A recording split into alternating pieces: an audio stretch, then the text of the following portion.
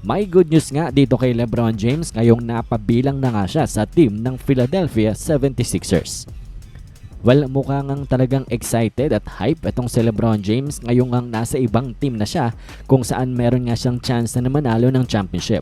Nang dahil ang kanyang agent na si Rich Paul ay meron ngang dalang good news sa bawat isa lalo na sa mga LeBron fans.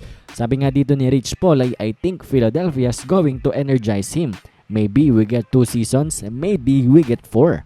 Sa tingin nga ni Rich Paul, base siguro sa kanyang napagmasdan na obserbahan dito kay LeBron James ay masaya siya na nandito siya sa Philadelphia 76ers. At sinabi na rin naman ni LeBron James maybe 2 seasons pa ang kanyang lalaroin bago nga siya magretiro. Pero sinabi na rin ni LeBron James na up in the air pa nga rin ang kanyang retirement. Hindi pa rin talaga sigurado at walang exact date. Kaya naman itong si Rich Paul ay nagbigay nga ng isang magandang balita sa maraming ang fans na baka nga daw may 4 na taon pa si LeBron James dito sa NBA. 27 seasons yan to be exact. At mukha nga magtatagal pa si LeBron James sa NBA nang dahil nga sa team na meron nga siya ngayon.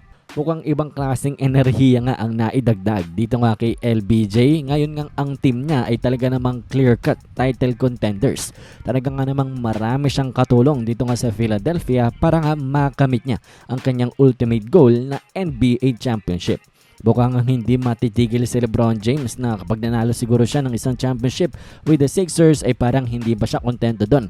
He will get as much championship hanggat kakayanin nga ng kanyang katawan. Nakita naman natin na itong si LeBron James ay meron ng reduced role dito nga sa team ng LA Lakers last season, and for sure dito din sa Philadelphia 76ers ay meron nga siyang reduced role na lalaroin. At sinabi nga, di ba, balita sa atin na baka point guard daw ang laruin nito ni LBJ ang kanyang posisyon para nga dito sa Philadelphia 76ers. Kumbaga taga-playmake lang si LeBron James, taga-pasa ng bola, taga-tulong sa kanyang mga teammates na talaga nga naman masasabi natin ng mga deadly scorers din, dominant scorers, gaya na lamang nila Embiid, nila Jaylen Brown at eto nga rin si Tyrese Maxey. At mukhang ang bagong role na yan ni LeBron James ay talaga nga namang magpapadagdag pa ng kanyang taon in the NBA. Nang dahil hindi nga ganun kataksing sa kanyang katawan, etong ang kanyang gagawin. Parang nagmamando lang sa opensa. Etong ang kanyang bagong team na Philadelphia. Tapos pagdating sa depensa, abay hindi rin naman siya ang unang-unang aasahan. Nandyan sila Jaylen Brown, sina VJ Edgecombe, tapos sila Joel Embiid. Siguro magiging suporta na lang din itong si LeBron pagdating nga sa defense. So sa tingin niya siguro yung ganito ang klaseng role niya ngayong sa Sixers ay makakatulong para nga mas tumagal pa siya sa NBA. At ganun din naman ang paningin neto nga ni Rich Paul. Sabi niya abay baka umabot pa nga daw ng 4 more seasons. Ito nga si LeBron, maybe 44 to 45 years old. Talagang grabe nga yun.